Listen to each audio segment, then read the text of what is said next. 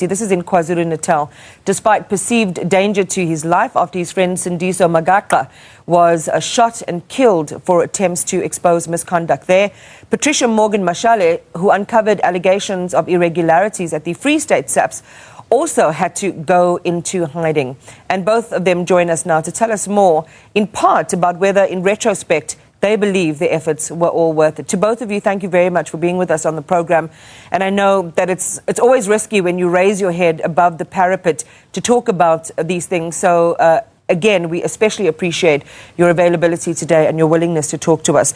I think, Patricia, I'd love to start with you, and we'll talk about, and the reason I'm starting with you is because you were trying to raise the alarm on issues inside the SAPS. This morning we had that joint briefing by the SAPS officials together with the Hawks, and one of the things Major General Godfrey Labia, this is the head of the Hawks, said is that witnesses and whistleblowers will be protected when they bring information to law enforcement. Your experience was the opposite, and I'd love for you to share with our viewers some of what you went through when you tried to raise the issue around military camps, secret military camps, when you tried to raise the issue around abuses and the milking of police funds for the private use of certain officials. Good morning, Iman. Good morning to your viewers, and thank you so much for having me. Yes, it's true what you're saying. I've been experiencing completely the opposite, and still are. I'm still reporting corruption and wrongdoing in the SAPS, and believe you me, just a few minutes before this interview started, I was actually threatened by the station commander of Uberton police station because I'm exposing the appointment of a Malawian citizen in the South African police service. She called me and she threatened me that she is going to investigate me because I'm exposing this. So yes, there's absolutely no protection from the side of the SAPS. They've never protected me. They've never reached out to me up to till today, although I've been acquitted of all charges against me. All they are doing is giving media briefings, media statements saying that they are going to protect whistleblowers, but they are not. There are a lot of whistleblowers in the SAPS. They are still afraid to speak out about the corruption that is happening in the SAPS because they are being threatened, like I've been threatened this morning. They will lose their jobs. They will be arrested on malicious charges, and nothing will be done. I've been reaching out to the National Commissioner. Still today, we haven't had a response from the National Commissioner, although he knows that he must act against the people who have retaliated against me. Yeah. There's still nothing to them. Patricia, in a moment we'll go back to when you first started at the SAPS as a senior administrative clerk, when you noted some irregularities. But I want to circle back to what you said at the opening and just tell us exactly who you're referring to so that we can actually reach out to them for their right of reply. I mean, that's good journalistic practice. If we make an allegation against someone, we have to give them the opportunity to speak for themselves, and we'd like to put that to the station commander. I just didn't get the station that you were referring to. Colonel Flynn of Uberton Police Station in Klerksdorp just called me just before the interview and told me that I must leave this issue of Constable Issa alone. So I told her, I say, I will never leave corruption alone. What happened with the appointment of Constable Issa is corruption, and I will never leave it alone. And then she threatened me and said that she is actually investigating me. So it's Colonel Flynn from Uberton Police Station. Okay, we'll put a call in. Our team will put a call in and get a right of reply either from them or the person who speaks for police in the province. I want to go back to your time when you started at the SAPS in 2007 as a senior administrative clerk, to share with our viewers very quickly just some of the things that you noticed that raised the alarm for you, where you decided then that you were going to say something. The things that I noticed, Iman, was nepotism. There was a time when a senior officer in crime intelligence appointed friends and families, her own friends and families, without advertising the post. He just appointed them handpicked, not advertising the post, and I blew the whistle on that in 2008.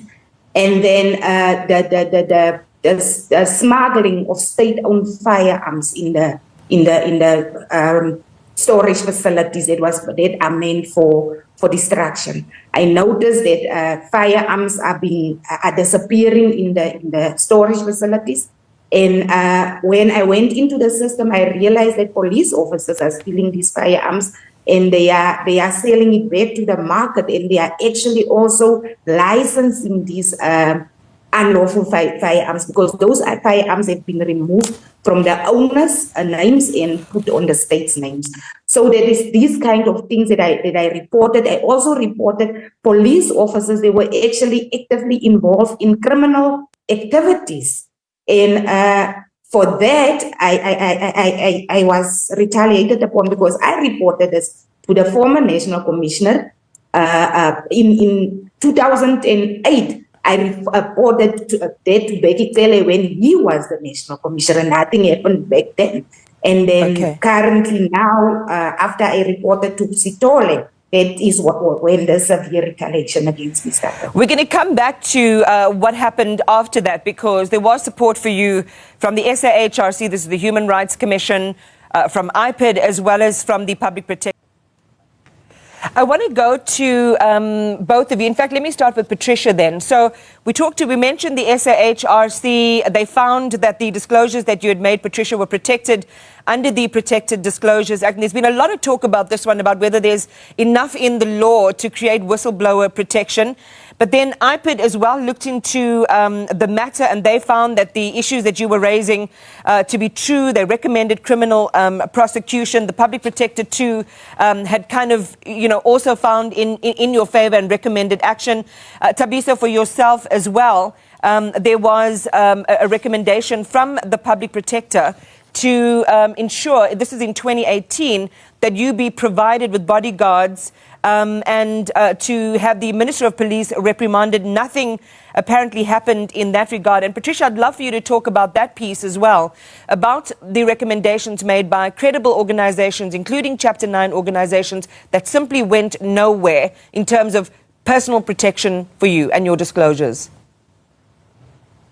Yes, Iman. As you said, all those recommendations simply ended up nowhere, because no one has done anything about it. And that is the sad part about all this thing. Why do we have this Chapter 9 institutions who can make recommendations to the relevant people, and then these recommendations can just be ignored like that and nothing happened?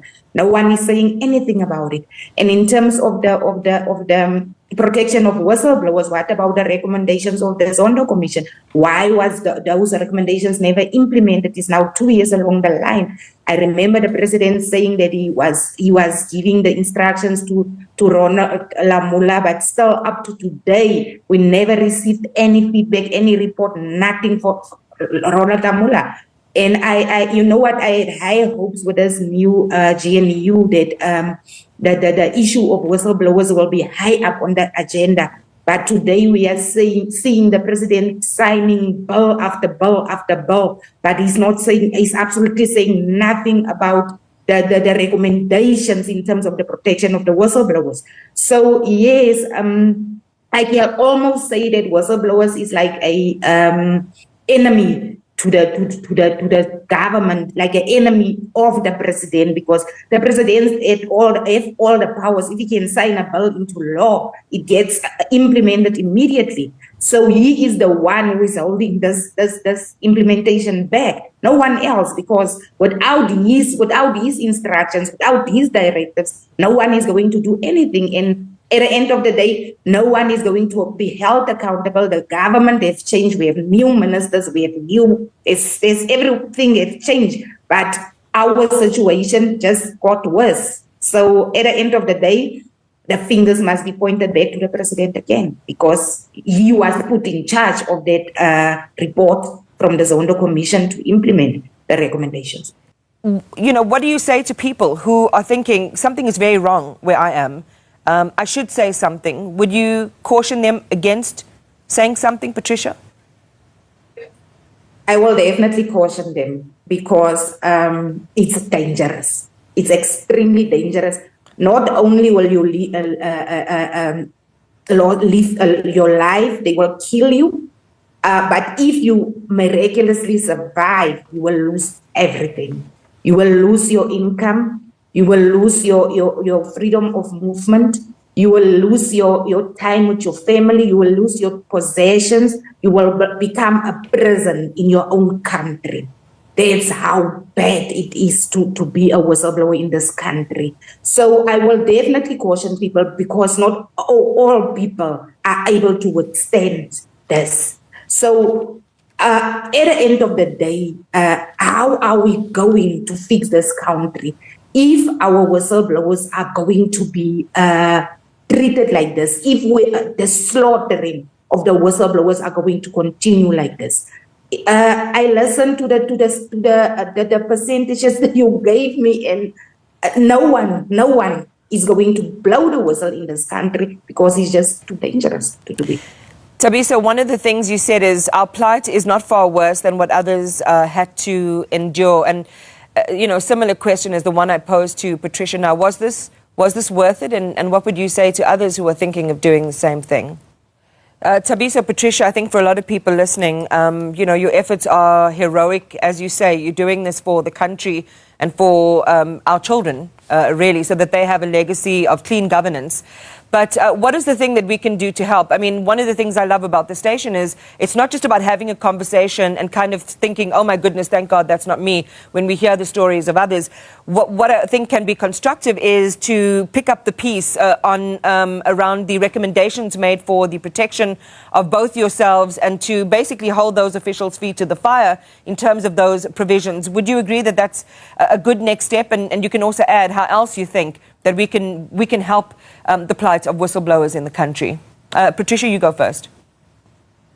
Yes, that will be a great start, Iman. And the other thing that I would say, I encourage people to say, you know what, at the end of the day, it's not even about us, it's about the country, it's about the future of our children. So let's make whistleblowing fashionable. And if you are afraid, bring the information to me, I will expose the information. The more information and corruption we expose, the better. Let this thing go globally. Let us make a hashtag to say, make whistleblower fashionable, so that everyone at the end of the day can know that if you see wrongdoing, report it somewhere. That's why, Iman, I'm in the process currently of establishing my own NPO, whereby I'm going to be the go-to for whistleblowers and victims of injustice.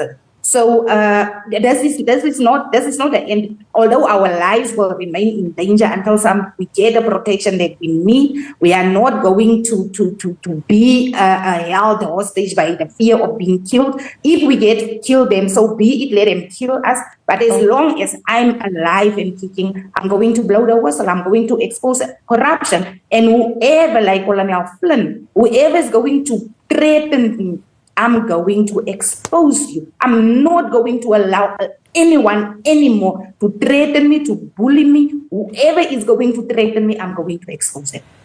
Sure. Patricia. Thabiso?